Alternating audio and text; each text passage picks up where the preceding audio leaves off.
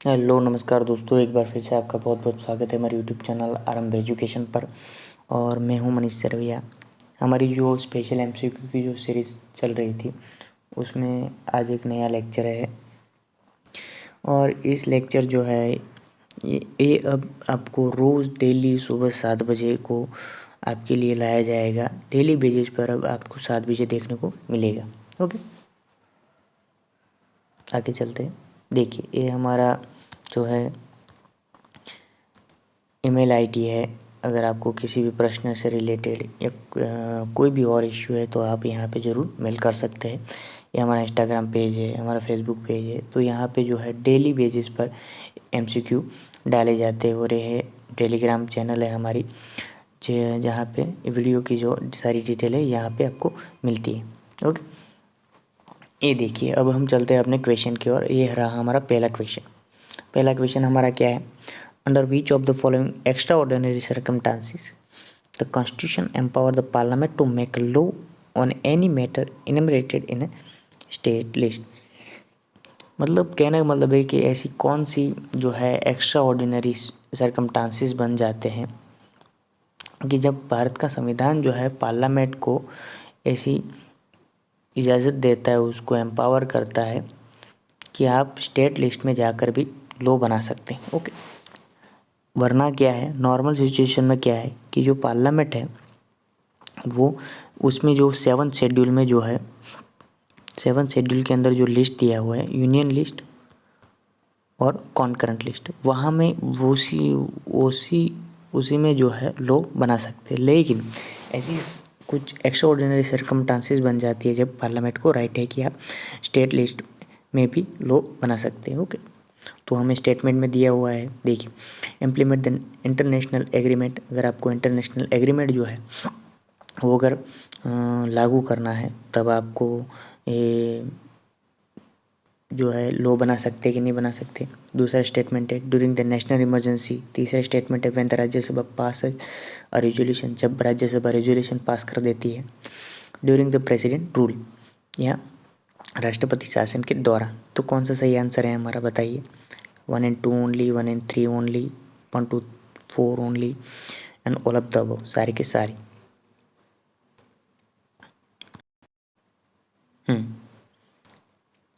तो इसमें देखिए दोस्तों, आंसर इसमें जो है वो बनता है डी, सारी की सारी जो है सिचुएशन जो है जब जो है ये 4 के 4 5 एक्स्ट्रा ऑर्डिनरी सिचुएशन बनती है जब जो है पार्लियामेंट स्टेट लिस्ट के अंदर जाकर दो बना सकती है। ओके, देखते हैं हम 5 ऐसी कौन सी सिचुएशन है।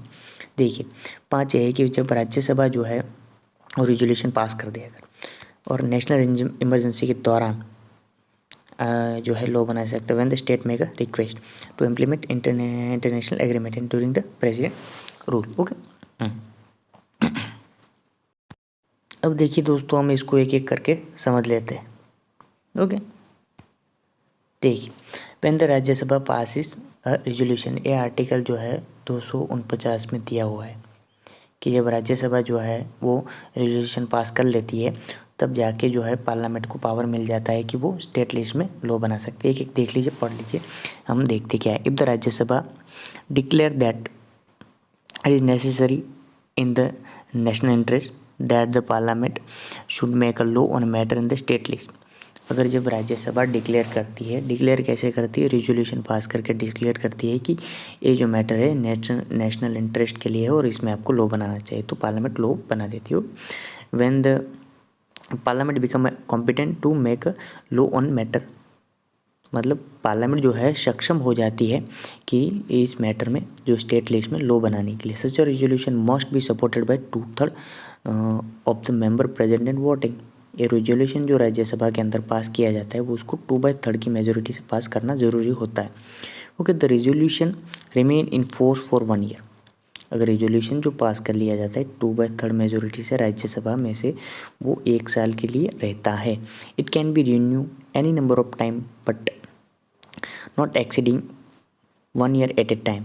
मतलब आप एक एक साल करके जितने साल आपको उसको लागू करना है, आपको लॉ बनाना है, स्टेट लिस्ट में बना सकते हैं, लेकिन एक ही टाइम में 1 साल से ज़्यादा नहीं बना सकते आप। उसका टाइम पीरियड 1 से 1 साल में 1 से 1 साल तक, 1 से मान लीजिए कि 1 साल है तो आप ऐसा नहीं कर सकते कि आप जो है रेजोल्यूशन 2 साल के लिए पास कर दीजिए। एक एक करके आप जितने साल जो है पास करना है पास कर सकते हैं रेजोल्यूशन को। ओके। फिर क्या है, the law cease to have effect on expiration of the 6 month after the resolution has cease to be in force. अगर रेजोल्यूशन के 1 साल ख़त्म हो जाते और फिर से 1 साल के लिए उसको पास नहीं करता है, किया जाता है राज्यसभा के द्वारा 2/3 मेजोरिटी से। ओके, तो ये 1 साल ख़त्म होने के 6 महीने बाद ये लागू होना, cease to be in force, लागू होना ख़त्म हो जाएगा। मतलब एक्चुअल इसका टाइम पीरियड कितना होगा दोस्तों, एक पूरा साल और 6 महीने। ओके, टोटल 18 महीने इसका टाइम पीरियड रहता है। ओके, देखिए ड्यूरिंग द नेशनल इमरजेंसी, अगर नेशनल इमरजेंसी ये जो प्रोविज़न है दोस्तों, ये तो आर्टिकल 250 में दिया हुआ है।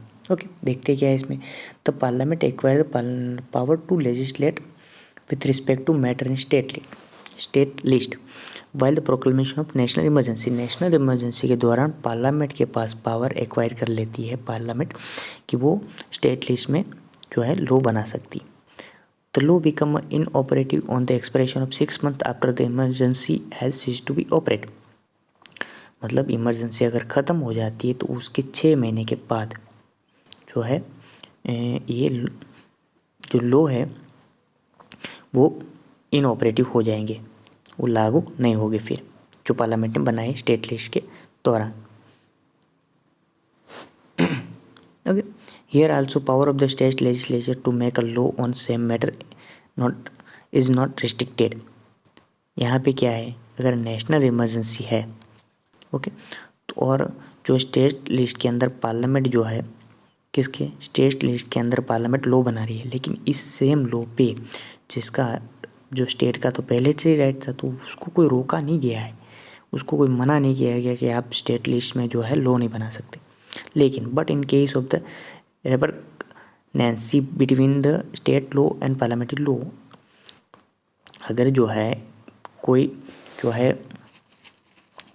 डिफरेंसेस आ जाता है दोनों के बीच में, अगर कोई जो है अगर दोनों के बीच में अगर कोई असहमति बनती है, तो फिर जो है किसके बीच में, स्टेट लॉ और पार्लियामेंट्री लॉ के बीच में कोई असहमति बनती है, तो जो latter is prevail is to be prevail, मतलब पार्लियामेंट्री जो है लॉ वो प्रिवेल करेगा, वो है मान्य रहेगा स्टेट के कंपैरिजन। नेक्स्ट चलते हैं, when the state make a request, जब राज्य जो है मिलकर रिक्वेस्ट करते हैं लॉ बनाने के लिए। अब देख लीजिए उसमें क्या है, when the legislature of the two or more state pass a resolution requesting the parliament to enact law on a matter in a state list। अगर स्टेट लिस्ट के अंदर 2 या 2 से ज़्यादा राज्य मिलकर रेजोल्यूशन पास करके पार्लियामेंट को कहते हैं, उसको रिक्वेस्ट करते हैं कि आप जो है लॉ बनाइए इस मैटर पे जो स्टेट के अंदर दिए गए हैं, स्टेट लिस्ट के अंदर दिए गए हैं, then parliament can make a law for regulating that matter. फिर पार्लियामेंट उसमें लॉ बनाती है। Law so enacted apply only those state which have pass the resolution. ये जो पार्लियामेंट के द्वारा लॉ बनाया गया है वो उन्हीं राज्यों पर लागू होगा जिसने रेजोल्यूशन पास किया है, जिसने रिक्वेस्ट की है। However any other state may adopt it afterward by the passing resolution to that effect in its legislature। अगर ऐसे ही अगर किसी और राज्य को भी इस लॉ को पार्लियामेंट के द्वारा अपने राज्य में लागू करवाना है, तो फिर वो भी रेजोल्यूशन पास करके ऐसा कर सकती है, ऐसा राज्य ऐसा कर सकता है। ओके, फिर क्या है, such law can be amend and repeal only by the parliament. ऐसे जो है लॉ एक इसी तरह से लॉ अगर पास कर दिया जाए तो उसके अंदर सुधार करने का राइट या तो उसको हटाने का राइट सिर्फ किसके पास है, पार्लियामेंट के पास है, not by the legislature of concern state. अगर जितने भी राज्यों ने मिलकर जो रेजोल्यूशन पास किया है उन राज्यों के पास अब अधिकार नहीं है कि स्टेट लिस्ट के उन प्रावधानों पर वो अब उन लिस्ट के अंदर उस क्रमांकों में अगर वो जो है लॉ बना सके। The effect of the passing a resolution under the above provision is that the parliament become entitled to legislate with respect to matter for which it has no power to make a law। अगर जो है resolution pass करने की क्या असर होती है, यह असर होती है कि पार्लियामेंट अब जो है एम्पावर हो जाती है, उसके पास अब राइट आ जाता है कि उस ऐसे मैटर पर लॉ बना सके जहाँ पे वो पहले नहीं बना सकता था। ओके, नेक्स्ट चलते हैं। ऑन अदर हैंड, दूसरी तरफ क्या है, the state legislature cease to have a power to make a law with respect to that matter. इसमें देख लीजिए एक नई बात आपको जानने को मिलेगी। इससे पहले जो आपने समझा उससे एक अलग बात क्या है कि जो है ये देखिए, आपने जब है राज्यसभा जब पास करती थी कोई रेजोल्यूशन, ओके, मैंने आपको बताया 249 के तहत अगर कोई रेजोल्यूशन पास करती थी स्टेट लिस्ट में लॉ बनाने के लिए, तो उसमें राज्य उसी मैटर पर लॉ बना सकता था। अगर असहमति बनती है राज्य और पार्लियामेंट के बीच में, तो ये एक अलग बात है कि पार्लियामेंट का लॉ प्रिवेल रहेगा, वरना राज्य को कोई मना नहीं करता था कि भाई उसको उसके ऊपर कोई रिस्ट्रिक्शन नहीं थी कि आप सेम मैटर पर लॉ मत बनाइए। फिर ड्यूरिंग द नेशनल इमरजेंसी भी जो स्टेट होता है उसको जो है उसको भी कोई उसको कोई रोका नहीं जाता कि आप अपनी स्टेट लिस्ट में इस मैटर पर लॉ मत बनाइए जहाँ इसमें पार्लियामेंट बना रहा है। ओके, लेकिन देखिए जब स्टेट रिक्वेस्ट करता है ना, तो स्टेट के पास से राइट हट जाता है स्टेट लिस्ट में से ही कि जब उसने रिक्वेस्ट किया तो उस सेम मैटर पर वो लॉ नहीं बना सकता, यहाँ पे बना सकता है, यहाँ पे नहीं बना सकता। ओके,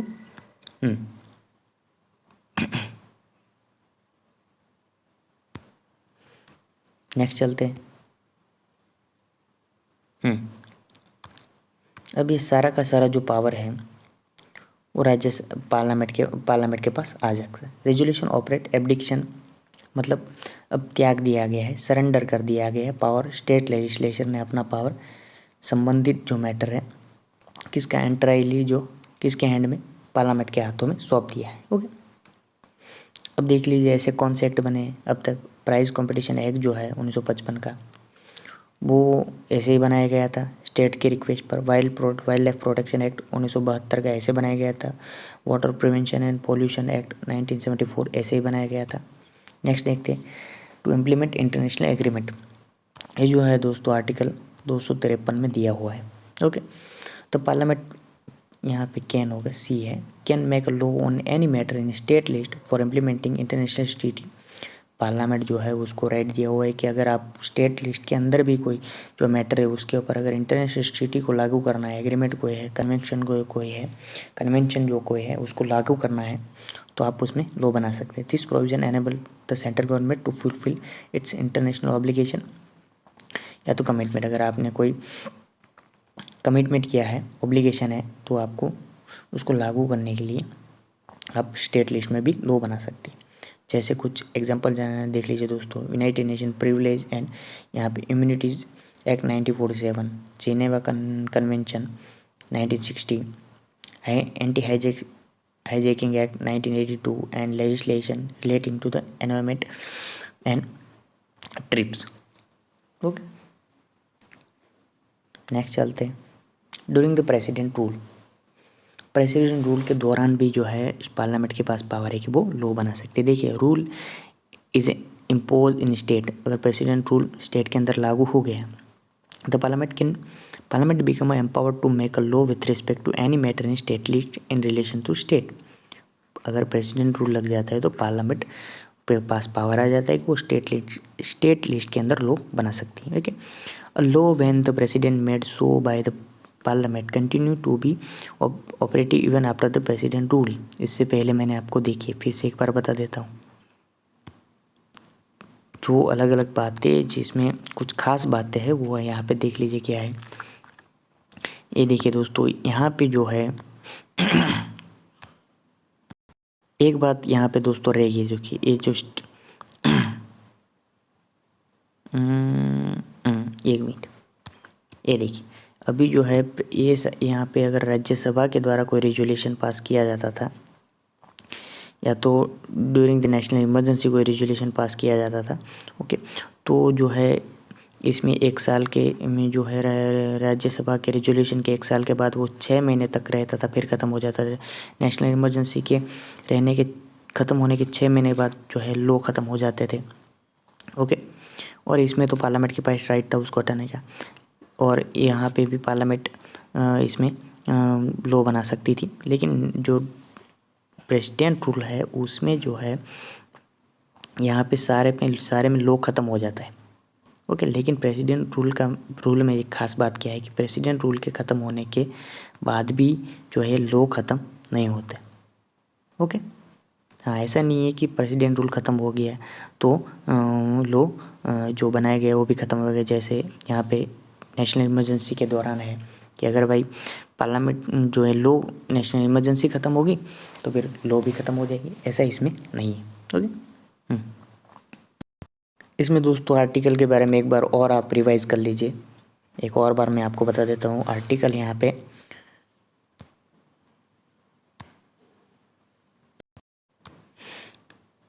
राज्यसभा जो है दोस्तों उसके लिए 249 है ये जो प्रावधान है। फिर जो है नेशनल इमरजेंसी के लिए जो है उसमें फिर जो है इंटरनेशनल एग्रीमेंट के लिए जो है वो 250 है, ये 253 है और ये प्रेसिडेंट रूल जो है वो 357 में दिया हुआ है। Okay.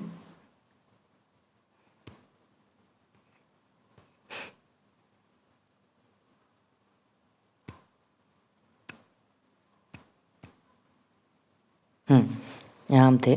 This mean that the period for which such a law remain in force is not to terminus with the. हाँ, ये बात कि प्रेसिडेंट रूल ख़त्म होने के बाद जो है ये ख़त्म नहीं होता, but such a law can be repeal and alter और री enacted by the state legislature. लेकिन जो प्रेसिडेंट रूल के दौरान जो भी लॉ बनाया गया पार्लियामेंट के द्वारा उसको जो है रिपील उसको हटाया जा सकता है, आल्टर उसमें बदलाव किया जा सकता है, उसको फिर से लागू किया जा सकता है स्टेट लेजिस्लेचर के द्वारा। ओके। अब दोस्तों इसमें नेक्स्ट क्वेश्चन हमारा क्या है, देखिए। How many state and foreign border including the national and international share the border with Nagaland. मतलब कौन सी जो है कितने राज्य भारत के राज्य और कितने विदेशी बॉर्डर जो है वो नागालैंड के साथ बॉर्डर शेयर करती है। तो हमें ऑप्शन दिया हुआ है 3, 4, 5, 6। तो इसमें आंसर जो बनता है हमारा दोस्तों वो है 4। देख लेते हैं। ये देखिए अरुणाचल प्रदेश, असम, मणिपुर और म्यांमार। ओके। अभी ये क्यों न्यूज़ में है दोस्तों, क्योंकि जो है ये है नागालैंड का मोन डिस्ट्रिक्ट। ओके। अब यहाँ पे मोन डिस्ट्रिक्ट में क्या हुआ कि मोन डिस्ट्रिक्ट में जो है एक है ओटिंग गांव। ओके। और वहाँ पर जो है एक इनोसेंट जो लोग हैं 13 से ज़्यादा है, तकरीबन 13 थे दोस्तों। हाँ, मुझे याद है तब तक 13 जो है इनोसेंट जो है लोगों को वहाँ पे आसपा के जो कमांडो है उसके द्वारा इनोसेंट लोगों की हत्या की गई। ओके। हाँ, जो ये इस वजह से ये न्यूज़ में है। 4 दिसंबर 2021 को दोस्तों 4 बजे कुछ ऐसी कहानी है इसके पीछे जो न्यूज़ में चल रही है कि 4 तारीख को 4 बजे जो है ये कुछ मज़दूर जो है वो तिरूर एक एरिया जो है मोन डिस्ट्रिक्ट का वहाँ से जो है वोटिंग की तरफ आ रहे थे और जो है वहाँ पे आसपा के जो कमांडो है वो खड़े हुए थे। उसको इंटेलिजेंस से ऐसी इंफॉर्मेशन मिली थी कि वहाँ पे कुछ उग्रवादी जो है वो वहाँ से गुजरने वाले हैं। तो कमांडो ने फिर क्या हुआ कि इसमें बीच में जो है फायरिंग हुई और वहाँ पे जो है गाड़ी में से आ रहे इस लोगों को इसके ऊपर फायरिंग हुई। तो या इसमें 8 लोग थे और उसमें से 6 जो है वो उसकी वहाँ पे एट द टाइम में उसकी डेथ हो गई और 2 इंजर हो गए। ओके। तो फिर क्या है कि वोटिंग गांव के जो लोग हैं वो इसके गोलियों की आवाज़ सुनकर आए तो उसने देखा कि जो है ये ऐसा इसका किसका जो है वो वहाँ के लोगों का कहना है जो दोस्तों मैं वो उसका पक्ष बता रहा हूँ आपको। तो उसने कहा कि जो है आर्मी के लोग उसमें जो है गाड़ी में लाशें भर रहे थे इनकी जो मारे गए थे। तो वहाँ से जो ये गांव के लोगों ने जो देखा और वहाँ से ये जो भीड़ है वो उग्र हो गई और उसने जो है आर्मी के ऊपर वहाँ पे अटैक कर दिया और इस अटैक में फिर हम सामने जवाब में जो है फायरिंग हुए और वहाँ पे भी तकरीबन 7 लोग मारे गए। तो वैसे 12, 6 और 7, 13 और एक आर्मी का पर्सनल भी और दूसरे दिन भी एक मौत हुई। तो वैसे मिलकर 15 से और भी ज़्यादा एक दो मौत हुई है दोस्तों। हाँ, इतना आंकड़ा तो है पक्का, 15 से 17 तक इतनी वहाँ पे मौत हो चुकी है दोस्तों। ओके। तो ये वहाँ के गांव का लोगों का एक पक्ष था। तो फिर जो है सामने वाला पक्ष जो है वो भी मैं आपको बता देता हूँ कि जो देश के जो है होम मिनिस्टर साहब जो है अमित शाह, उसने जो अपने पार्लियामेंट में जो उसने स्टेटमेंट दिया, उसमें दोस्तों उसने जो है आर्मी का जो पक्ष था उसने रखा कि आर्मी के द्वारा ये कहा गया कि हमने जो है उस गाड़ी को, जो गाड़ी आई थी मज़दूरों की, जो इनोसेंट जो मज़दूरों की, उसने को उसको रोकने के लिए सिग्नल दिया गया, लेकिन उसने गाड़ी रोकी नहीं, तो फिर उसके ऊपर फायरिंग किया गया। बाद में पता चला कि वो इनोसेंट लोग थे। इन मैंने दोनों पक्षों के जो बयान है दोस्तों, दोनों पक्षों की जो बात है आपको बताने की कोशिश की है।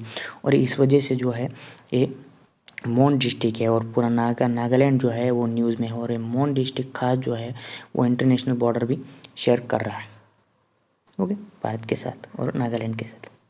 नेक्स्ट चलते हैं हम। नागालैंड के जो सीएम है वो कौन है? नेफ्यू रियो, ओके। और उसके जो गवर्नर है वो क्या है? Padmanabha Acharya, okay. Next चलते हैं। तो मनु भंडारी वो passed away recently was related to which of the following? Mannu Bhandari जो अभी जिसका देहांत हुआ है वो नीचे में से किससे संबंधित है? वो राइटर है, पियानिस्ट है, एक्ट्रेस है, सिंगर है, क्या है? वो लेखिका है, क्या वो पियानो बजाती, वो एक्ट्रेस है, क्या सिंगर थी, क्या है? तो वो दोस्तों जो है वो राइटर थी, ओके। देखिए देखिए, ये थे मनु भंडारी जी। 3 अप्रैल 1931 में इसका बॉर्न हुआ था, पानपुरा, इंदौर, ब्रिटिश इंडिया, हाल का मध्य प्रदेश। और उसकी डेथ जो हुई वो 15 नवंबर 1921 को गुड़गांव, हरियाणा में हुई। वो एक ऑथर थी, ओके। और उसकी जो 2 फेमस जिसके लिए वो जानी जाती थी, उसकी 2 नॉवल हिंदी नॉवल, अब का आपका बंटी और महाभोज, ये उसकी कुछ किताबें हैं दोस्तों। महाभोज उसकी एक नॉवल है, आपका बंटी जो है, फिर यही सच है, फिर the wise woman and other stories, फिर ये एक कहानी यह भी, मैं हार गई, ये उसकी दोस्तों जो है ये उसकी फेमस किताबें थी, ओके। नेक्स्ट चलते हैं। Consider the following statement regarding the जिज्ञासा प्रोग्राम। जिज्ञासा प्रोग्राम के बारे में बताइए। हाँ, तो पहला स्टेटमेंट क्या है हमारा दोस्तों? जिज्ञासा is one of the major initiative taken by the NITI Aayog. Eight national level पर एक नीति आयोग इनिशिएटिव है। It is a scientist student connectivity programme in association with the KVS, Kendriya विद्यालय, ओके, संगठन। और कौन सा सही है इसमें? 1 only, 2 only, both 1 and 2, neither 1 and 2। मतलब साइंटिस्ट और स्टूडेंट को कनेक्ट करने का एक प्रोग्राम है, ऐसा कहा जा रहा है। इसमें जो है हमारा आंसर दोस्तों बनता है वो ओनली 2 है, ओके। क्यों ऐसा? क्योंकि इसको नीति आयोग के द्वारा नहीं है, इसको जो है काउंसिल फॉर इंडस्ट्रियल, इसको जो है दोस्तों एक second, council for scientific and industrial research, ये जो काउंसिल है और उसके साथ जो है केंद्रीय विद्यालय ने मिलकर इसका इनिशिएटिव है। और जो है एक इसके तहत एक कार्यक्रम किया गया है पूरा, जो ministry of science and technology, okay. और जो ये council for scientific and industrial research जो है ये भी इसके तहत ही काम करती है, ओके। ये जो एक दोस्तों इंडिपेंडेंट बॉडी, ऑटोनोमस बॉडी है, और 1942 में इसको बनाया गया था, ओके, CSIR को। फिर मैं बताऊं आपको तो इस प्रोग्राम के बारे में। ये प्रोग्राम जो है दोस्तों ये 2017 में लाया गया था, लेकिन अब क्यों वो न्यूज़ में है? क्योंकि एक वर्चुअल जो है लैब इसकी अभी लॉन्च की गई है 2021, इस वजह से न्यूज़ में है, ओके। तो इसमें इसके तहत क्या किया जाएगा कि जो CSIR के जो साइंटिस्ट है वो स्टूडेंट को पढ़ाएंगे, ओके। हाँ, और जो है कुछ सैद्धांतिक सब्जेक्ट को लेकर जो है उसको लैब के अंदर प्रयोग के माध्यम से समझाने की कोशिश विद्यार्थियों को कराई जाएगी, ओके। और ये साइंटिस्ट सोशल रिस्पॉन्सिबिलिटी जो है प्रधानमंत्री जी का एक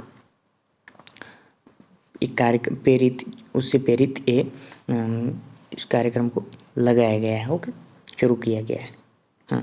तो इसमें हमारा आंसर बनता है बी ओनली।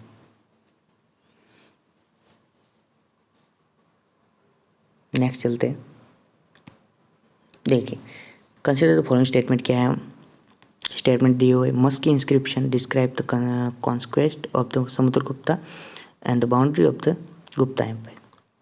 जो मस्की इंस्क्रिप्शन है उसमें जो समुद्रगुप्त ने जो भी कंकर किया है, जो उसने जो भी जितना भी अपना राज्य को बढ़ाया है, जितना फैलाया है, और उसकी जो बाउंड्री है उसके बारे में मस्की इंस्क्रिप्शन में है। In Allahabad inscription in which Ashok का name is mentioned instead of the Devam Priya या प्रियदर्शी।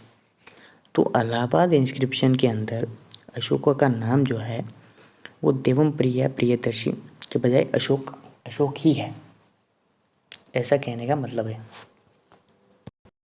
तो इसमें जो दोस्तों हमारा सही आंसर बनता है वो है, दोनों के दोनों जो है ये गलत थे। हमारा डी आंसर इसमें सही बनता है, क्योंकि इसमें मैंने दोस्तों जो है मस्की इंस्क्रिप्शन की बात यहाँ पे इलाहाबाद में लिख दी और इलाहाबाद इंस्क्रिप्शन की बात जो है यहाँ पे मस्की इंस्क्रिप्शन में डाल दी। ऐसा उलट उसको क्वेश्चन को बनाया गया है।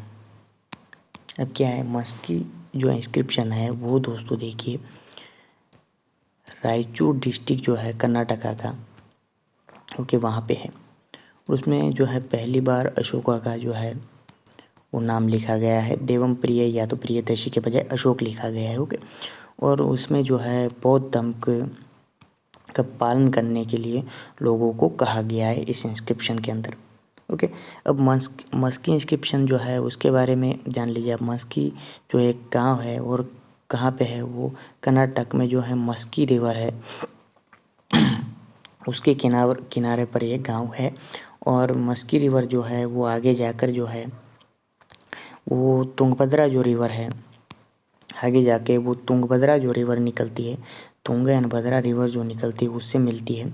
और तुंगभद्रा रिवर जो है दोस्तों ये कर्नाटका का जो गांव है कुडली, वहाँ पे दो रिवर जो है तुंगभद्रा की, एक तो तुंगा और एक भद्रा, एक तुंगा और एक भद्रा जो है रिवर जो है कुडली गांव, कर्नाटका में कुडली गांव में वहाँ पे मिलती है और वहाँ से तुंगभद्रा बनती है और तुंगभद्रा को यहाँ मस्की मिलती है।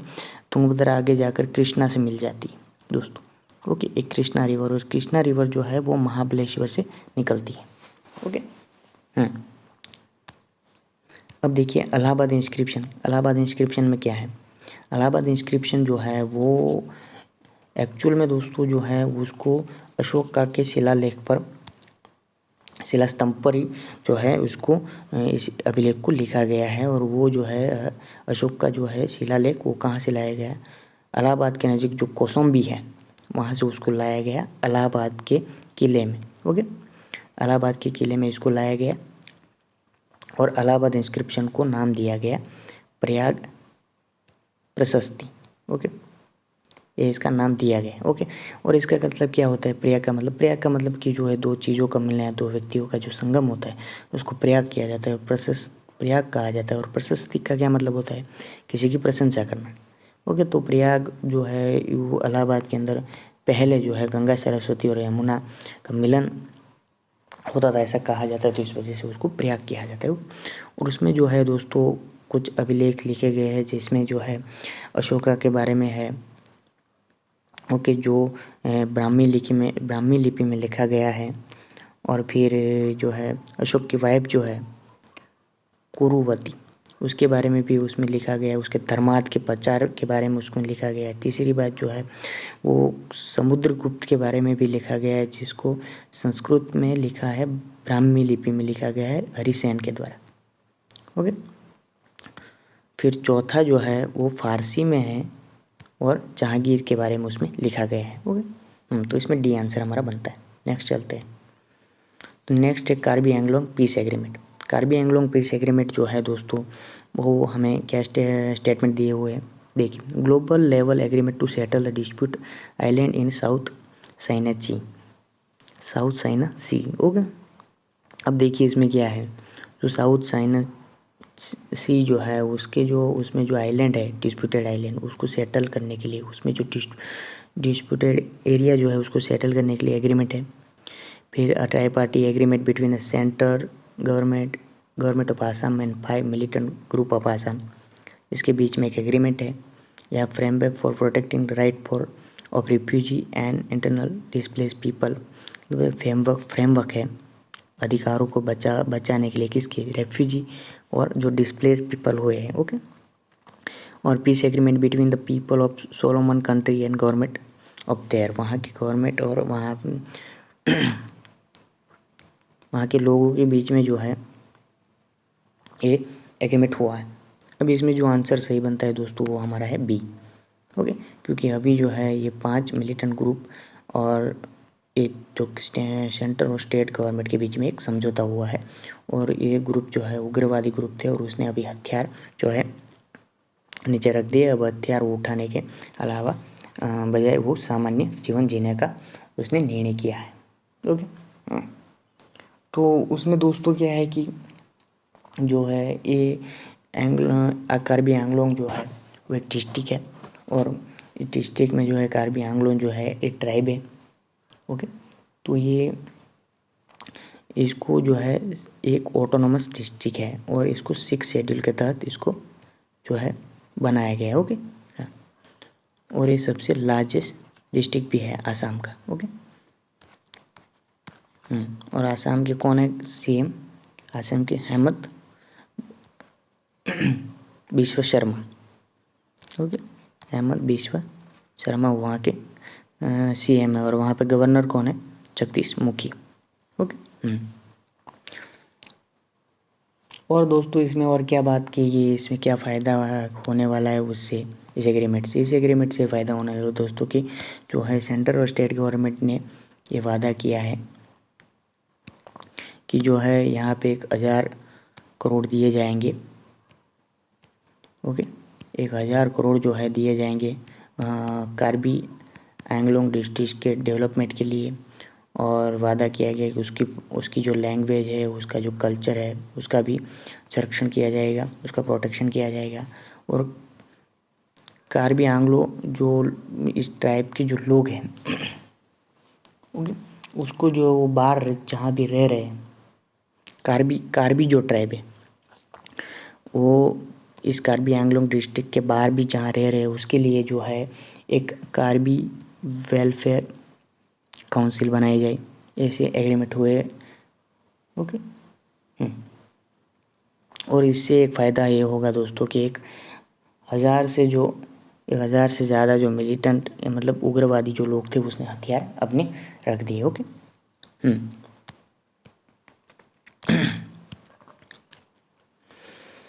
तो इसमें हमारा दोस्तों आंसर जो है वो बनता है बी। ओके, ये देखिए एग्रीमेंट हुआ।